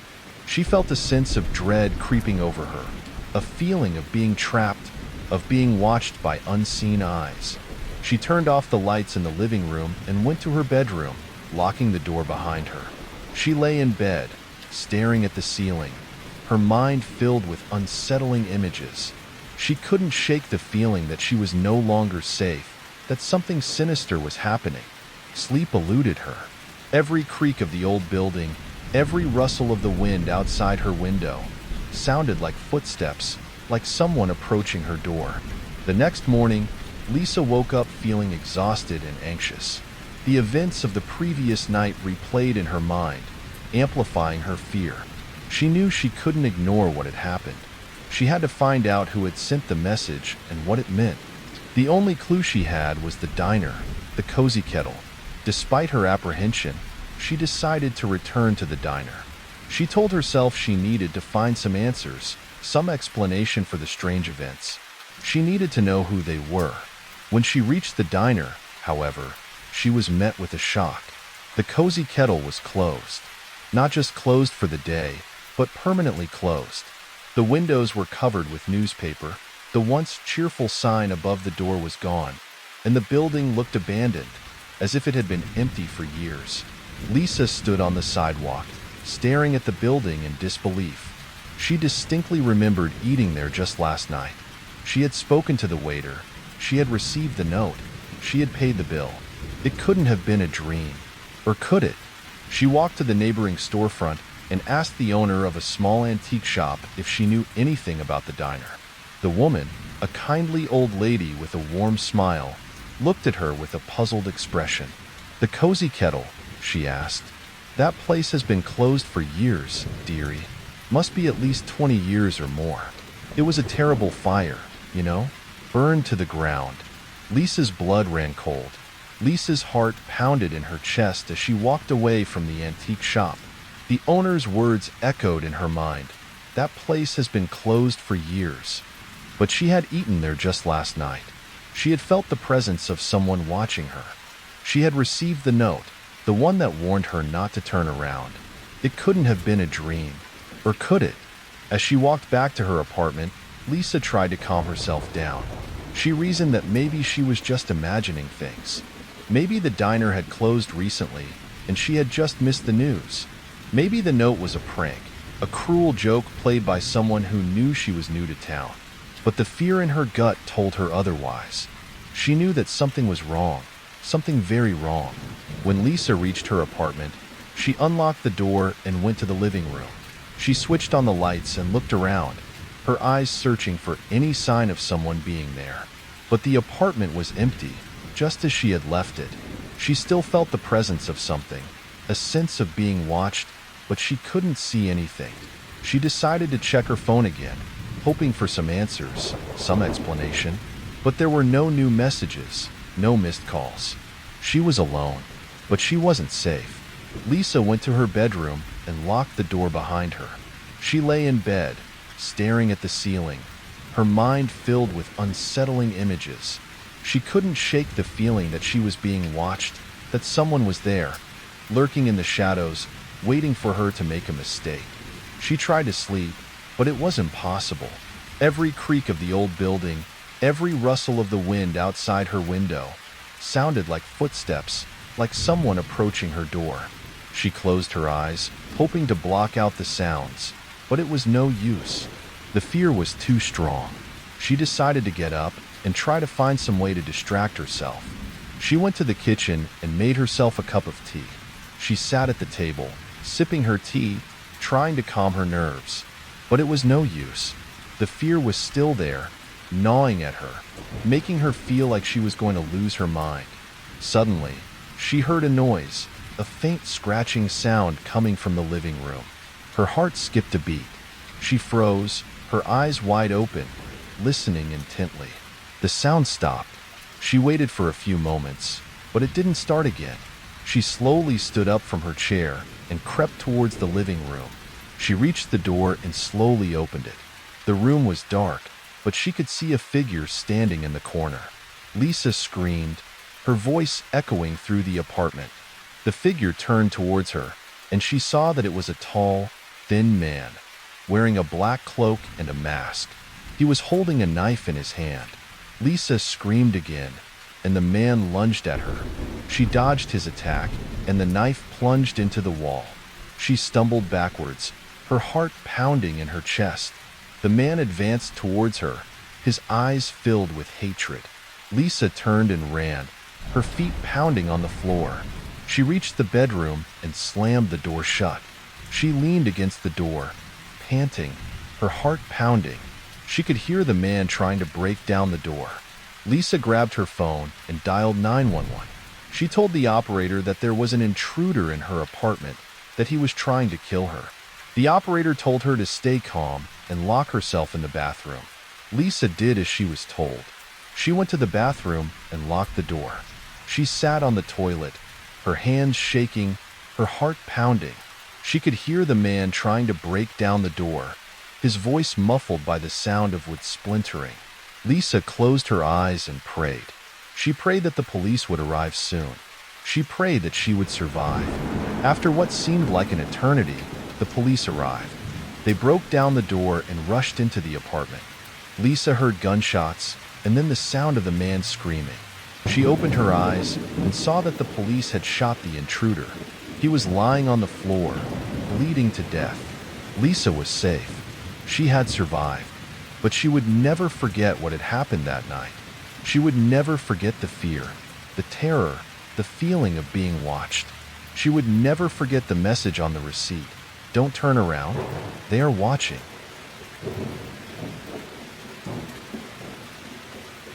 The man in the parking lot. The fluorescent lights of the underground parking lot hummed a monotonous tune, their flickering bulbs casting long, distorted shadows that danced with the slightest movement. Rachel sighed, rubbing her tired eyes. Another late night at the office. The rhythmic clacking of keyboards had finally ceased an hour ago, leaving her alone in the cavernous expanse of the high-rise building in the city center. Most of her colleagues had long since vanished, eager to escape the clutches of their demanding jobs and return to the comfort of their homes. But Rachel's workload had been relentless, a mountain of paperwork and deadlines that seemed to grow taller with each passing day. She gathered her belongings, the click of her heels echoing through the deserted hallways. The silence was unnerving, a stark contrast to the daytime bustle of ringing phones and chattering voices. It was a silence that amplified every creak and groan of the old building, a silence that made her feel acutely aware of her solitude. As she descended in the elevator, the reflection of her tired face stared back at her from the polished doors. She looked pale, worn down by the constant pressure of her job. The elevator doors slid open, revealing the dimly lit parking lot. It was a vast, concrete expanse, punctuated by rows of parked cars covered in a thin layer of dust. The air was stale and heavy, thick with the smell of exhaust fumes and damp concrete. Usually, at this hour, the parking lot was completely deserted, save for the occasional security guard making their rounds. But tonight, something was different. As Rachel walked towards her car, a dark sedan tucked away in a quiet corner, she noticed a figure standing near the exit. He was a man, his silhouette outlined against the faint glow of the streetlights filtering in from the outside. He was completely still, his posture rigid and unmoving. He wore what looked like an old, dark suit, the kind that seemed to belong to another era. Rachel couldn't make out his face, as it was shrouded in shadow. She initially thought he was a security guard, perhaps taking a break or observing the quiet of the night. Or maybe someone waiting for a ride. She didn't pay him much mind, preoccupied with her own fatigue and the desire to finally get home. She unlocked her car, tossed her bag onto the passenger seat, and started the engine. The rumble of the engine broke the silence, momentarily startling her. She glanced back at the man as she pulled out of her parking space. He was still standing there, motionless, like a statue carved from the darkness. Shrugging off a sudden, inexplicable chill, she dismissed him from her thoughts and drove towards the exit. The next evening, Rachel found herself once again working late. The deadline for the Peterson account loomed large, casting a shadow over her every waking moment. She pushed herself to the limit, fueled by coffee and sheer willpower, until the last email was sent and the final report finalized. By the time she left the office, the city lights twinkled like a scattered handful of diamonds against the velvet backdrop of the night sky. As she descended into the underground parking lot, a familiar sense of unease settled over her. The flickering lights seemed even more erratic than usual, casting an eerie glow over the rows of parked cars. She walked towards her car, her footsteps echoing in the silence. And then she saw him. The man in the old suit was standing in the same spot near the exit, just as he had the night before. He hadn't moved an inch. His posture was exactly the same, rigid and unyielding. But tonight, Rachel noticed something different. He was staring directly at her. Even though his face was still obscured by shadows, she could feel his gaze fixed on her, like two pinpoints of darkness piercing through the gloom. A shiver ran down her spine. His presence was unsettling, a discordant note in the quiet hum of the parking lot. A wave of coldness washed over her, making the hairs on her arms stand on end. She quickly got into her car, fumbling with the keys in her haste. As she started the engine, she avoided looking at the man. She just wanted to get out of there, to escape the oppressive weight of his presence. But as she drove towards the exit, she couldn't resist the urge to glance in her rearview mirror. The man was still standing there, motionless, watching her go. He hadn't moved, not even a fraction of an inch. It was as if he were frozen in time, a silent sentinel guarding the exit. The following nights were the same. Rachel worked late, and every night, the man in the old suit was there, waiting. He always stood in the same spot, his dark eyes fixed on her. He never spoke, never moved, never changed his posture. His unchanging presence became a constant source of anxiety for Rachel. She tried to ignore him, to dismiss him as a figment of her imagination, a product of her exhaustion and stress. But she couldn't shake the feeling that he was watching her, that he knew something she didn't. The parking lot, once a mundane space, had become a place of fear, a stage for her nightly encounter with the silent, enigmatic figure. The constant presence of the man in the parking lot was starting to take a toll on Rachel. Sleep evaded her, her nights haunted by unsettling dreams of shadowy figures and silent stares. Her work suffered, her concentration fractured by the nagging anxiety that clung to her like a persistent cough. She felt a growing sense of dread every time she had to go to the parking lot, a premonition that something terrible was about to happen. She knew she couldn't continue like this. She had to do something. One evening, Rachel decided she would confront the man. She couldn't bear the uncertainty any longer. She needed to know who he was, what he wanted. She needed to break the spell of fear that he had cast over her.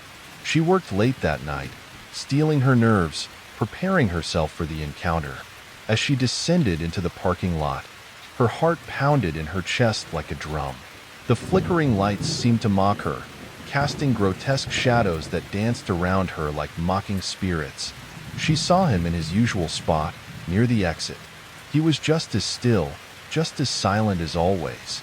Taking a deep breath, Rachel walked towards him, her footsteps echoing through the empty parking lot. As she got closer, she noticed something that made her blood run cold. His skin. It was strangely pale, almost translucent, like the skin of a corpse. It was as if all the color had been drained from his body, leaving behind only a ghostly pallor. His eyes, still hidden in shadow, seemed to glow with an unnatural light. Rachel's heart hammered against her ribs, threatening to burst from her chest. She stopped a few feet away from him, her breath catching in her throat. She opened her mouth to speak, but no words came out. She just stared at him, transfixed by his unsettling appearance. She blinked, trying to clear her vision, trying to make sense of what she was seeing. And then, he was gone. One moment he was there, standing before her, and the next moment, he had vanished. He hadn't moved, hadn't turned away. He had simply disappeared, as if he had never existed at all. Rachel looked around frantically, her eyes darting from one corner of the parking lot to the other. But it was empty, completely empty. The man in the old suit was nowhere to be seen. The only sound was the hum of the fluorescent lights and the pounding of her own heart. She was alone, utterly alone. The silence was deafening, broken only by the echo of her own ragged breathing. Rachel stumbled back to her car, her legs trembling. The image of the man's pale skin and his sudden disappearance was seared into her mind. She fumbled with her keys, her hands shaking so badly she could barely get them into the lock. She had to get out of there. She had to escape the oppressive silence of the parking lot, the lingering chill of the encounter. Driving home, Rachel couldn't shake the feeling that she was being watched. She kept glancing in her rearview mirror, half expecting to see the man in the old suit standing on the side of the road, his dark eyes fixed on her. But there was nothing, just the empty streets, illuminated by the cold glow of streetlights. Once she got home, she locked all the doors and windows, seeking the illusion of safety within the walls of her apartment. But even there, she couldn't escape the fear that gnawed at her. She tossed and turned in her bed, unable to sleep, her mind replaying the events of the evening over and over again. The next day at work, Rachel was a shadow of her former self. She was pale and drawn, her eyes bloodshot from lack of sleep. She couldn't concentrate on her work, her thoughts constantly drifting back to the man in the parking lot. She knew she had to find out who he was, what his connection was to the building. During her lunch break, she decided to do some research. She searched online for any news articles or reports about incidents in the building, but she found nothing. There was no mention of any strange occurrences, no reports of missing persons. Frustrated, she decided to talk to some of her older colleagues, hoping they might know something. She approached Mr. Henderson, a senior accountant who had worked in the building for over 20 years. He was a quiet, unassuming man, always buried in his work. Rachel hesitated, unsure how to approach the subject. She didn't want to sound crazy, but she was desperate for answers. "Mr. Henderson," she began, her voice trembling slightly, "have you heard anything strange about this building?" Mr. Henderson looked up from his work, his brow furrowed. "Strange? What do you mean?" Rachel hesitated, unsure how to explain. She didn't want to reveal too much, afraid of being ridiculed. "Just rumors, stories, anything unusual?" Mr. Henderson thought for a moment. "Well," he said slowly, "there was that incident years ago. About 10 years, I think. A man disappeared, right here in the building." Rachel's heart skipped a beat. "Disappeared? What happened?" "No one knows," Mr. Henderson replied, his voice low. "He was an office worker, just like us. He left work one evening, went down to the parking lot, and was never seen again." "The parking lot?" Rachel asked, her voice barely a whisper. "Yes," Mr. Henderson said. "The security cameras never caught him leaving. His car was found in his parking space a week later. The police investigated, but they never found any trace of him." Rachel felt a chill run down her spine. Do you remember what he was wearing?" she asked, her voice trembling. Mr. Henderson paused, trying to recall. I think he was wearing a suit. An old suit, kind of old-fashioned." Rachel's blood ran cold. An old suit, just like the man she had seen in the parking lot. A wave of dizziness washed over her. She felt like she was going to faint. She excused herself, thanking Mr. Henderson for his time, and walked away, her mind reeling. The pieces of the puzzle were starting to fit together, forming a terrifying picture. The man in the parking lot. He wasn't just a figment of her imagination. He was something else, something otherworldly. The revelation about the missing office worker sent a wave of icy dread through Rachel. The description of the man's attire, an old-fashioned suit, perfectly matched the figure she had encountered in the parking lot. The pieces of the puzzle clicked into place with a chilling finality. The man wasn't just a random stranger. He was connected to the building, to the disappearance, to something sinister that lurked beneath the surface of the ordinary. Rachel knew she couldn't stay.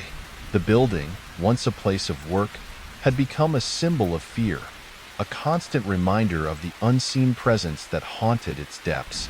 She couldn't bear the thought of encountering the man again, of facing the chilling reality of his existence.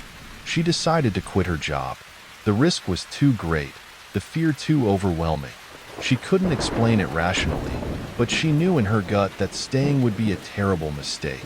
She handed in her resignation the next day, much to the surprise of her colleagues.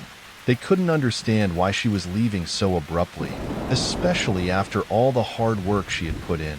But Rachel couldn't explain. She couldn't tell them about the man in the parking lot, about the missing office worker, about the fear that consumed her. They would think she was crazy. Her last day at work arrived quickly. Rachel packed up her belongings, a sense of melancholy mixed with relief washing over her. She was leaving behind her career, her friends, her life in the city. But she was also escaping something far more terrifying. She was running for her life. As she prepared to leave the office for the last time, a strange feeling came over her. She felt an unseen presence, a pair of eyes watching her every move. She glanced around, but the office was empty. Everyone had gone home. She was alone. With a deep breath, she walked towards the elevator, her heart pounding in her chest. She descended to the parking lot, her footsteps echoing in the silence. The flickering lights seemed to pulse with an eerie rhythm, casting long, distorted shadows that danced around her like mocking figures. She reached her car, her hand trembling as she unlocked the door. She glanced towards the exit, half expecting to see him standing there, waiting. But the spot was empty. Relief washed over her, a fleeting moment of peace before the storm. As she got into her car and started the engine, she heard a soft voice right next to her ear. "Now it's your turn." Rachel froze, her blood turning to ice. She slowly turned her head, and there he was, the man in the old suit, standing right next to her car, his pale face illuminated by the flickering lights. He was smiling, a chilling, predatory smile that revealed rows of sharp, yellow teeth. His eyes, no longer hidden in shadow, glowed with an unholy light. The lights in the parking lot flickered on and off, faster and faster, creating a strobe-like effect that disoriented Rachel. She tried to scream, but no sound came out. She tried to move, but her body was paralyzed with fear. The man leaned closer, his breath cold and stale against her cheek. "Now it's your turn," he whispered again, his voice like the rustling of dry leaves. The lights in the parking lot went out completely, plunging Rachel into darkness. A moment of absolute silence followed, broken only by the frantic beating of her heart. Then, a blood-curdling scream echoed through the empty parking lot, abruptly cut short. The next morning, Rachel's car was found in her parking space. The doors were locked, and her belongings were still inside. But Rachel was gone. Just like the office worker who had disappeared 10 years before, she had vanished without a trace. The security cameras, as they had done before, recorded nothing. There was no evidence of her leaving, no sign of what had happened. The man in the parking lot had claimed another victim. His work was done. For now. Midnight convenience store. Jake stifled a yawn, the fluorescent lights of the 24/7 convenience store buzzing above him like trapped insects. It was 2:17 a.m., the deadest part of his shift. He'd been working nights at the Quick Stop ever since starting his second year at State University. The extra cash helped with tuition, and honestly, the quiet was sometimes a welcome break from dorm life. Most nights were a monotonous cycle of stocking shelves, checking expiration dates, and the occasional awkward transaction with a sleep-deprived truck driver or a teenager sneaking out for late-night snacks. Tonight was no different. A couple of regulars had shuffled through earlier, old Mr. Henderson for his nightly lottery tickets and Mrs. Davies for her cat food.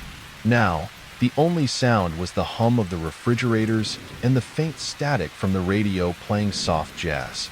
Jake leaned against the counter, idly scrolling through his phone. He'd already checked all the shelves twice, cleaned the coffee machine, and even organized the magazine rack, a task he usually avoided. Boredom was a tangible thing, a heavy blanket draped over the store. He glanced at the clock again. 2:55 a.m. Almost time for him to come in. Jake didn't know the man's name. He'd never even heard him speak, but he came in every single night, without fail, at exactly 3 a.m. It was a strange ritual, a tiny blip of weirdness in the otherwise predictable rhythm of his nights. Jake had started calling him the 3 a.m. guy in his head. The digital clock on the microwave flickered to 3 a.m. Jake straightened up, a strange anticipation tingling in his stomach. He'd been watching for the 3 a.m. guy for weeks now, ever since he'd first noticed the man's peculiar routine. He always wore the same thing, a gray hooded sweatshirt pulled low over his face, obscuring his features. He moved with an almost unsettling quietness, his footsteps barely audible on the tiled floor. The bell above the door chimed softly, announcing the 3 a.m. guy's arrival. Jake watched as the man walked in, his head down, his hands shoved into the pockets of his hoodie. He moved with a strange, almost robotic precision. He didn't glance at the aisles, didn't even seem to register Jake's presence. He walked directly to the bottled water cooler, grabbed a single bottle of the cheapest brand, and then proceeded to the candy aisle. He always took the same thing, a king-size chocolate bar with peanuts. The 3 a.m. guy placed the water and the candy bar on the counter in front of Jake. He didn't say a word. He simply nodded slightly, a brief, almost imperceptible movement of his head. Jake tried again. "Hey," he said, forcing a casual tone. "Quiet night, huh?" The man didn't respond. He just looked at Jake for a moment, his face still hidden in the shadows of his hood. Then, he pulled out his wallet, a worn leather thing, and placed a few bills on the counter. He never counted the money, always just put down a handful of notes. Jake quickly made the change, trying to make eye contact, but the man avoided his gaze. He took the change, nodded again, and then turned and walked out of the store, disappearing into the darkness as silently as he had come. The whole interaction took less than a minute. Every night, it was exactly the same. The same items, the same silent transaction, the same unsettling feeling that Jake couldn't quite explain. It was like watching a scene from a play, performed with mechanical precision night after night. The repetition was unnerving. It was as if the 3 a.m. guy was trapped in a loop, reliving the same moment over and over again. Jake couldn't shake the feeling that something was deeply wrong about the 3 a.m. guy. The man's nightly appearance, his silence, his robotic movements, it all added up to a growing unease. He decided to do something he probably should have done weeks ago. Check the security camera footage. After the 3 a.m. guy left that night, Jake went to the back office, where the security monitor was located. He rewound the footage to 3 a.m. He watched the time counter tick down, his heart starting to pound in his chest. He saw himself behind the counter, waiting. He saw the clock on the microwave hit 3 a.m. And then, nothing. The store was empty. No one walked in. No one approached the counter. Jake was there, on the screen, looking expectantly towards the entrance, but no one came. He watched the seconds tick by, his confusion growing into a cold dread. The 3 a.m. guy hadn't appeared on the camera, but the water bottle and the candy bar were gone from their places on the shelves. Jake's breath hitched in his throat. He rewound the footage again, this time watching even more closely. Still nothing. The store was empty. He checked the footage from the previous nights. The same thing. Every night, at exactly 3 a.m., the 3 a.m. guy didn't appear on the security camera. It was as if he was invisible, a ghost slipping through the cracks of reality. Jake felt a chill run down his spine. He had to find out what was going on. The next night, Jake arrived for his shift with a knot of anxiety twisting in his stomach. He couldn't stop thinking about the empty security footage. The image of himself standing behind the counter, waiting for a man who wasn't there, haunted him. He knew he had to talk to someone about it. He considered calling his mom, a devout Catholic, but quickly dismissed the idea. She'd probably tell him to light a candle and say a prayer. He needed something more concrete. His manager, Mr. Thompson, was a gruff, middle-aged man who'd been working at the Quick Stop for as long as Jake could remember. He wasn't exactly friendly, but he was reliable and knew everything about the store. Jake decided to take a chance. The opportunity came during a lull in customers around 1 a.m. Mr. Thompson was in the back office, counting the day's receipts. Jake nervously knocked on the open door. "Mr. Thompson, do you have a minute?" Mr. Thompson looked up, his brow furrowed. "What is it, Jake? Can't you see I'm busy?" "It's about something strange that's been happening," Jake stammered. He wasn't sure how to phrase it without sounding crazy. "Have you ever heard any stories about this store?" Mr. Thompson sighed, pushing his glasses up his nose. "Stories? Kid, every old building has stories. What are you getting at?" Jake hesitated, then blurted out, "Have you heard anything about someone coming in late at night? Around 3 a.m.? A flicker of something, fear, recognition, crossed Mr. Thompson's face. He looked at Jake, his expression suddenly serious. "Why do you ask?" Jake explained about the 3 a.m. guy, his nightly routine, and the bizarre security footage. He described the man's silent presence, the water bottle and candy bar, the way he vanished into thin air on the camera. As he spoke, Mr. Thompson's face grew paler and paler. When Jake finished, Mr. Thompson was silent for a long moment. He looked down at his hands, which were trembling slightly. Finally, he spoke, his voice low and grave. "A long time ago," he began. "Before you were even born, there was a robbery here. It happened at 3 a.m. A young man came in to buy a water in a candy bar. Just like you described. Jake's heart pounded in his chest. "What happened?" he asked, his voice barely a whisper. "He was shot," Mr. Thompson said, his voice flat, "right outside the store. Killed instantly. They never caught the guy who did it." A cold wave washed over Jake. "And have there been any strange things happening since then?" Mr. Thompson hesitated. "There have been rumors," he admitted, his eyes darting around the room as if he expected someone to jump out. "Whispers. People say, they say his ghost comes back every night at 3 a.m. to finish what he started." Jake stared at him, speechless. The pieces of the puzzle clicked into place. The 3 a.m. guy, the empty security footage, the feeling of dread that always settled over the store at that hour. It all made sense now, in a terrifying, irrational way. "He was buying a water and a candy bar?"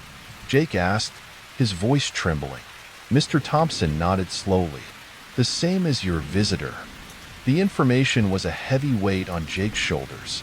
He finished his shift in a daze, every creak and groan of the old building sounding like the footsteps of a ghost. He went home, but he couldn't sleep. He tossed and turned. The image of the empty security footage burned into his mind. He knew he had to do something. He couldn't just ignore it. The next night, Jake arrived at the quick stop early. He felt different, more aware, as if he was standing on the edge of something dangerous. He watched the clock, the seconds ticking by with agonizing slowness. As 3 a.m. approached, his heart began to pound. He knew what was coming, but he didn't know what to expect. He made a decision. He wouldn't take the 3 a.m. guy's money. He didn't know why, but it felt like the right thing to do. It was a small act of defiance, a way of breaking the cycle, of acknowledging the ghost's presence. The bell above the door chimed, and the 3 a.m. guy walked in, his gray hoodie pulled low over his face. He moved with the same unsettling quietness, the same robotic precision. He went to the water cooler, grabbed a bottle, and then picked up the king-size candy bar. He placed the items on the counter in front of Jake. Jake looked at the 3 a.m. guy, trying to see his face in the shadows of the hood. He could feel the weight of the store's history pressing down on him, the echoes of the young man's last moments. He took a deep breath. "Here you go," Jake said, his voice surprisingly steady. "No need to pay." The 3 a.m. guy paused. He looked up at Jake, his head tilting slightly. For the first time, Jake saw his face. It was pale, gaunt, with hollow eyes that seemed to hold centuries of pain. And for the first time, he spoke. A single word, whispered so softly that Jake almost didn't hear it. "Thank you." Then, the 3 a.m. guy turned and walked out of the store. Jake watched him go, his heart pounding in his chest. He never saw him again. After that night, the strange occurrences at the quick stop stopped. The feeling of dread that had clung to the store like a shroud lifted. The 3 a.m. guy was gone, but Jake knew he would never forget him. He would never forget the night he looked into the eyes of a ghost and heard him speak.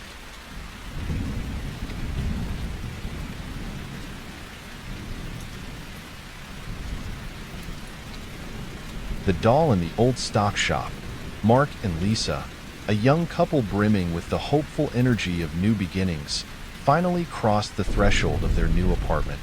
Boxes overflowed from every corner, a chaotic landscape of their lives packed into cardboard. Sunlight streamed through the dusty windows, illuminating the potential of the space.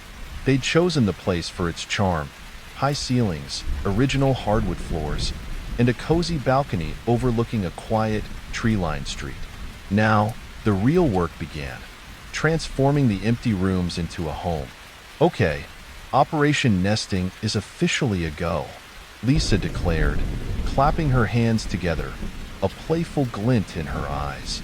Mark chuckled, already wrestling with a particularly stubborn box of books.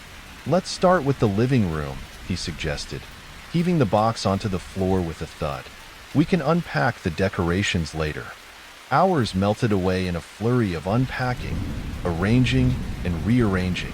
By late afternoon, the living room was starting to take shape. The sofa was in place, the rug unrolled, and a few pictures hung on the walls. But something was missing. "We need something eye-catching," Lisa mused, surveying the room with a critical eye.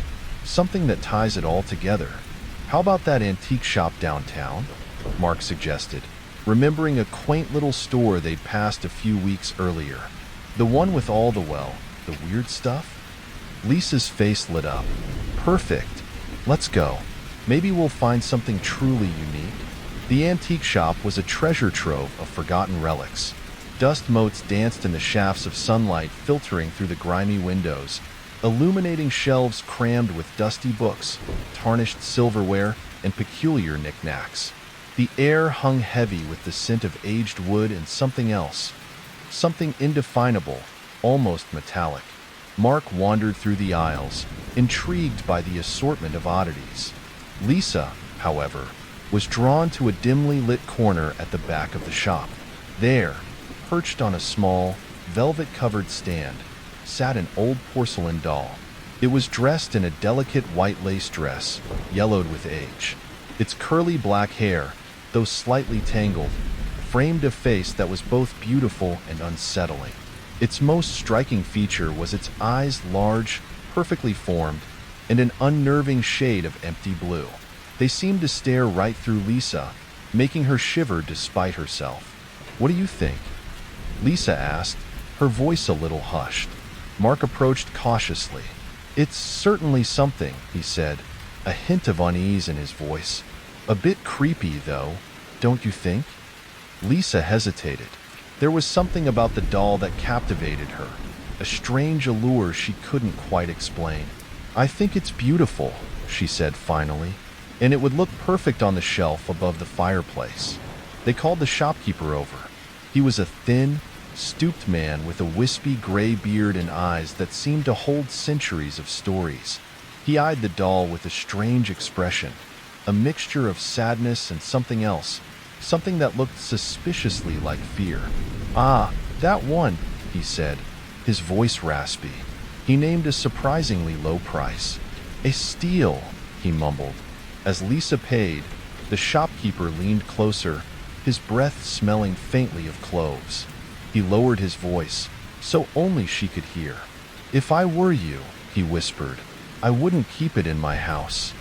Lisa laughed it off, assuming it was just a theatrical attempt to add a bit of mystique to the sale. "Don't worry," she said, smiling. "We'll take good care of her." The shopkeeper simply shrugged, his eyes still fixed on the doll. He didn't say another word.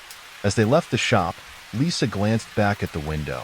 The doll seemed to be staring after them, its empty blue eyes glinting in the afternoon sun. A sudden chill ran down her spine. She quickly turned away, dismissing the feeling as just her imagination.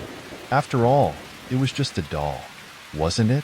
Back in their apartment, Lisa carefully placed the doll on the top shelf of the living room bookcase, nestled amongst their collection of travel souvenirs and art books. It looked strangely at home, its porcelain face seeming to survey the room with a quiet intensity. Mark still felt a little uneasy about it, but Lisa's enthusiasm was infectious, and he tried to shrug off his apprehension. The first night in their new apartment was peaceful. Exhausted from the day's activities, they fell asleep quickly. But in the early hours of the morning, Mark was jolted awake by a faint rattling sound coming from the living room. He sat up in bed, listening intently. The rattling continued, a soft, rhythmic clinking that sent a shiver down his spine. "Lisa, did you hear that?" he whispered, nudging her gently. Lisa stirred, groggily opening her eyes. "Hear what?" she mumbled. Mark hesitated. He didn't want to alarm her, but the sound was definitely unsettling. "I think something's moving in the living room," he said cautiously. They both got out of bed and crept towards the living room, their hearts pounding in their chests. The rattling had stopped. The room was bathed in the pale moonlight filtering through the windows, casting long, eerie shadows. Mark flicked on the light. Everything appeared to be in its place. The doll sat serenely on the shelf, its blue eyes staring blankly ahead. I don't see anything, Lisa said, her voice laced with relief. Maybe it was just the wind. Mark wasn't convinced. He had a distinct feeling that something was amiss. He scanned the room again, his eyes lingering on the doll. There was something about its stillness that made him uneasy. Maybe you're right, he said finally. Let's just go back to bed. They returned to their bedroom, but Mark couldn't shake off the feeling of unease. He lay awake for a long time, listening to the silence of the night, half expecting to hear the rattling sound again. The next morning, Lisa went into the living room to water the plants. She gasped. The doll was on the floor, lying face down amongst the scattered books from the shelf. "Mark," she called out, her voice trembling. "The doll, it's on the floor." Mark rushed into the living room. He stared at the doll, lying there like a discarded toy. He distinctly remembered placing it on the shelf the night before. He was absolutely certain. How did it get down there? Lisa asked, her eyes wide with fear. Mark didn't have an answer. He checked the shelf. There was no sign of anything that could have knocked the doll down. The books were still neatly arranged. "Maybe it just fell," he suggested, trying to sound reassuring. "The shelf might be a bit wobbly." Lisa wasn't convinced. But all the way down? And the books, they're all over the place. They both stared at the doll, a growing sense of dread creeping over them. They picked it up and placed it back on the shelf, trying to ignore the unsettling feeling that they were being watched. That night, Mark couldn't sleep. He tossed and turned, his mind racing with questions. He was sure he had heard something the previous night, and now the doll was on the floor. It was too much of a coincidence. Suddenly, he woke up with a start. He could feel a presence in the room, a cold, unsettling feeling that made the hairs on his arms stand on end. He looked around the room, his eyes scanning the darkness. And then he saw it, the doll. It was sitting on the chair in the corner of the room, its empty blue eyes staring directly at him. He could have sworn it was on the shelf just moments before. He sat up in bed, his heart pounding in his chest. "Lisa," he whispered, his voice trembling. "Wake up." Lisa stirred, groaning softly. "What is it, Mark?" she mumbled. "The doll," he said, his voice barely a whisper. It's in here." Lisa sat up, rubbing her eyes. She looked towards the corner of the room, her breath caught in her throat. The doll was indeed there, sitting on the chair, its porcelain face illuminated by the moonlight. How did it get there?" she stammered. Mark didn't know. He hadn't touched it. He was sure of it. He hadn't even gotten out of bed. "Maybe you moved it," Lisa suggested, her voice trembling slightly. "You were restless last night." Mark shook his head. "I didn't touch it," he insisted. "I swear." They stared at the doll, their minds reeling. The situation was becoming increasingly bizarre, and a sense of fear began to creep into their hearts. They were no longer just dealing with a strange old doll. Something else was happening, something they couldn't explain. The events of the previous night left Mark and Lisa shaken. They couldn't explain how the doll had moved, and the unsettling feeling of being watched lingered in the air. They knew they had to do something. "We need to figure out what's going on," Mark said, his voice firm despite the tremor of fear in his heart. "We can't just ignore this." Lisa nodded, her eyes filled with worry. "I agree," she said, "but what can we do?" Mark had an idea. "We could set up a security camera in the living room," he suggested. "That way, we can see what happens when we're asleep." Lisa's face lit up. "That's a great idea," she exclaimed. "We have that old camera we used for our trip to Europe. We can set it up tonight." They spent the afternoon setting up the camera, positioning it so it had a clear view of the doll on the shelf. They tried to act normal, to go about their daily routines, but the tension was palpable. The doll seemed to watch them with its empty blue eyes, its silence more unnerving than any words could be. That night, they went to bed with a mixture of apprehension and anticipation. They knew they were about to uncover something, but they didn't know what it would be. They lay in bed, listening to the silence of the night, waiting. The next morning, they woke up early, eager to check the camera footage. They brewed a pot of coffee and sat down in front of the laptop, their hearts pounding in their chests. Mark clicked on the video file. The footage started with the living room bathed in darkness. The doll sat on the shelf, motionless. For hours, nothing happened. Then, at around 3 a.m., a chill seemed to permeate the room in the video, despite it being a recording. The doll, without any visible force acting upon it, slowly tilted forward and fell off the shelf, landing with a soft thud on the carpet. Mark and Lisa exchanged a horrified glance. The doll had fallen on its own. There was no explanation for it. But what happened next was even more disturbing. The doll, lying face down on the carpet, slowly turned its head towards the camera.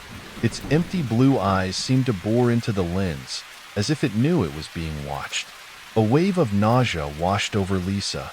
Then, the most inexplicable thing of all occurred. The doll, still lying on the floor, began to disappear. It faded away, pixel by pixel, until it was completely gone. The camera continued to record, but the doll was no longer visible in the frame. Mark and Lisa stared at the screen in stunned silence. They replayed the footage several times, trying to make sense of what they had seen. There was no way to explain it. The doll had moved on its own, turned its head towards the camera, and then vanished into thin air. Lisa panicked. "We have to get rid of it," she said, her voice trembling. "We have to throw it away." Mark nodded, his mind still reeling from what he had seen. "I'll take it outside," he said. "We'll put it in the dumpster." They went into the living room, their eyes darting around nervously. The doll was nowhere to be seen. They checked behind the sofa, under the rug, even inside the bookcase. But it was gone. "Where is it?" Lisa whispered, her voice filled with fear. Mark shrugged, his heart pounding in his chest. He had no idea. They searched the entire apartment, but the doll was nowhere to be found. It had simply vanished. Finally, Lisa decided to check the dining room. She gasped. The doll was sitting right in the middle of the dining table, facing them, as if it had been waiting for them. Its empty blue eyes seemed to mock them. A piece of paper lay on the table in front of it. Lisa picked it up, her hand shaking. On the paper, in a childish scrawl, were the words, "I have chosen you two. You cannot abandon me." The chilling message, "I have chosen you too. You cannot abandon me," sent a wave of icy dread through Mark and Lisa. The doll, perched innocently on the dining table, seemed to radiate an aura of malevolent intent. The playful antique they had purchased just days ago had transformed into something sinister, a harbinger of fear they couldn't comprehend. "We have to burn it," Lisa whispered, her voice trembling. "That's the only way." Mark, though still reeling from the shock of the message and the doll's reappearance, nodded in grim agreement. They grabbed the doll, its porcelain surface feeling strangely cold to the touch, and carried it outside to the small courtyard behind their apartment building. They placed it in an old metal trash can and doused it with lighter fluid. Mark stepped back, lighter in hand. He hesitated for a moment, a flicker of doubt crossing his mind. But the image of the doll turning its head towards the camera, the chilling message, and the pervasive sense of dread spurred him on. He flicked the lighter. The flames engulfed the doll, quickly spreading over its lace dress and curly black hair. Mark and Lisa watched, their faces grim, as the doll was consumed by fire. The porcelain face, contorted in the heat, seemed to scream silently. A thick, acrid smoke rose into the night air. As the flames died down, they were left with a charred, smoldering mess. They waited until the embers cooled, then used a shovel to crush the remaining fragments of the doll. They were certain it was gone. They returned to their apartment, exhausted and emotionally drained. They tried to reassure themselves that it was over, that they had finally gotten rid of the cursed doll, but a nagging feeling of unease lingered. A week passed. Mark and Lisa tried to get back to their normal routines, but the memory of the doll and the chilling message haunted them.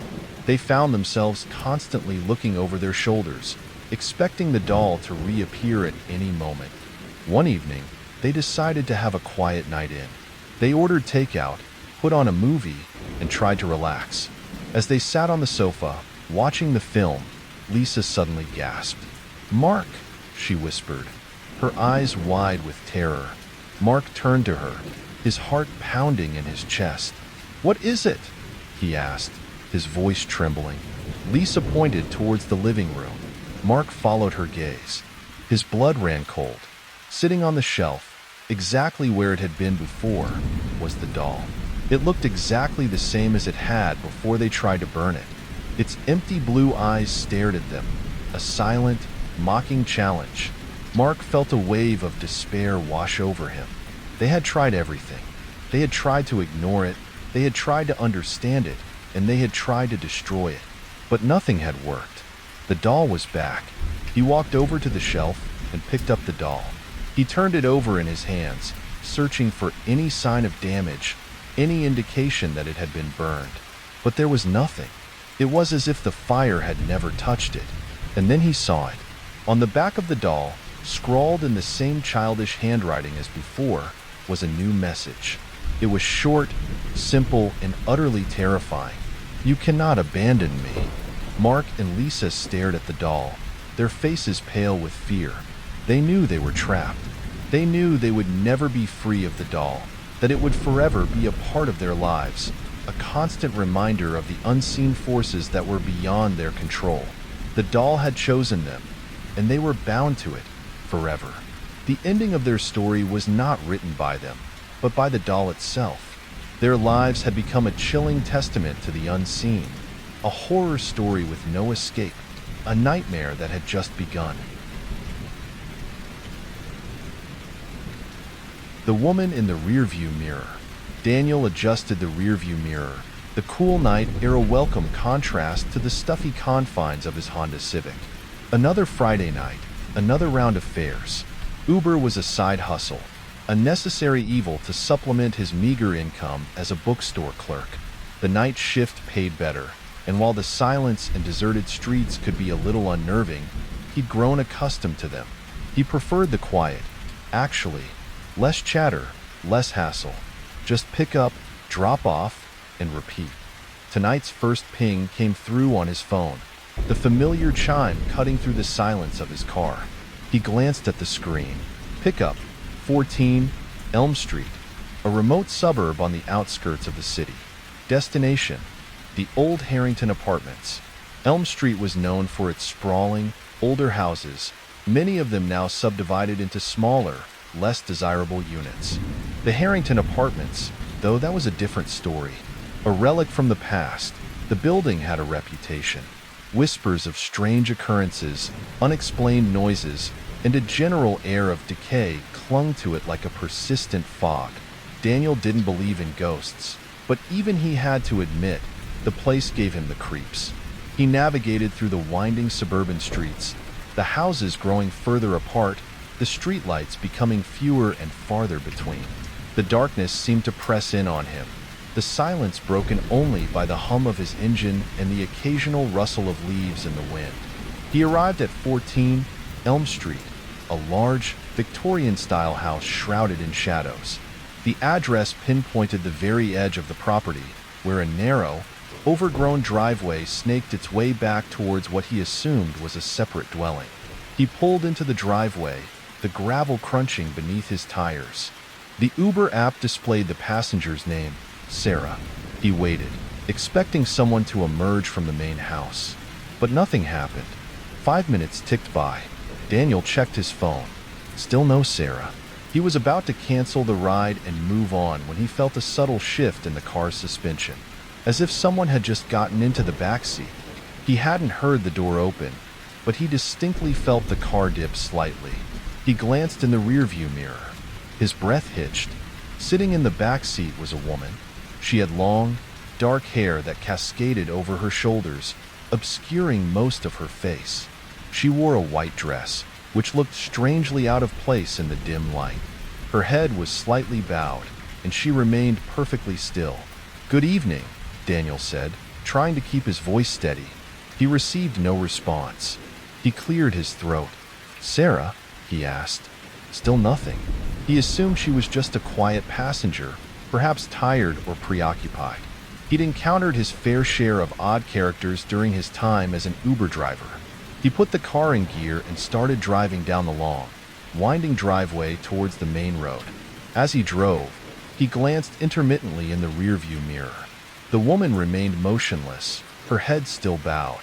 He couldn't make out any details of her face, which was frustrating. He wanted to confirm her destination, but she hadn't spoken a word. He reached the main road and turned onto the deserted highway that led towards the Harrington apartments. The road was dark, and Daniel felt a growing sense of unease. Something about the situation felt off. He glanced in the rearview mirror again. The woman was still there, but her image seemed blurred, like a photograph that had been slightly smeared. He blinked, trying to clear his vision. He looked again.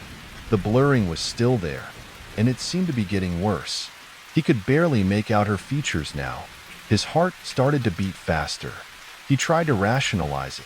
Maybe it was the dim lighting, or the reflection of the streetlights on the rear window. But a nagging feeling told him something was terribly wrong. He decided to turn his head and look directly into the back seat. He whipped his head around. The back seat was empty. His breath caught in his throat. He slammed on the brakes, the car skidding slightly on the deserted road. He turned back, his eyes wide with fear. He scanned the back seat, the floor, the space behind the driver's seat. Nothing. The woman was gone. Breaking into a cold sweat, he looked back into the rearview mirror. The woman was there again, but this time, she was looking directly at him. He could see her face now, and it was horrifying. Her eyes were hollow and black, her skin pale and drawn. A thin, bloodless line served as her mouth, stretched into a grotesque parody of a smile. Daniel's blood ran cold. He didn't scream. He didn't move. He was frozen, paralyzed by fear. He stared into the rearview mirror, locked in the woman's gaze. Then, as suddenly as she had appeared, she was gone again. He didn't wait. He didn't think. He just drove. He sped down the highway, his hands gripping the steering wheel so tightly his knuckles turned white. He didn't stop until he reached the brightly lit streets of the city center. He pulled over to the side of the road, his heart pounding in his chest. He was shaking, his breath coming in ragged gasps. He checked the Uber app. He scrolled through his ride history. There was no record of a pickup from 14 Elm Street. No Sarah. The ride simply didn't exist. He stared at the screen in disbelief. He knew what he had seen. He knew she had been there. He decided to drive to the Harrington apartments. He needed answers. He arrived at the imposing building, its dark facade looming against the night sky. He parked across the street and walked towards the entrance. A security guard sat behind a desk in the dimly lit lobby. Daniel approached the guard, his voice still trembling slightly. "Excuse me," he said. I just dropped someone off here. A woman named Sarah." The guard looked up, his expression weary. "Did you now?" he said, his voice flat. "Yes," Daniel replied. "But something strange happened. She disappeared."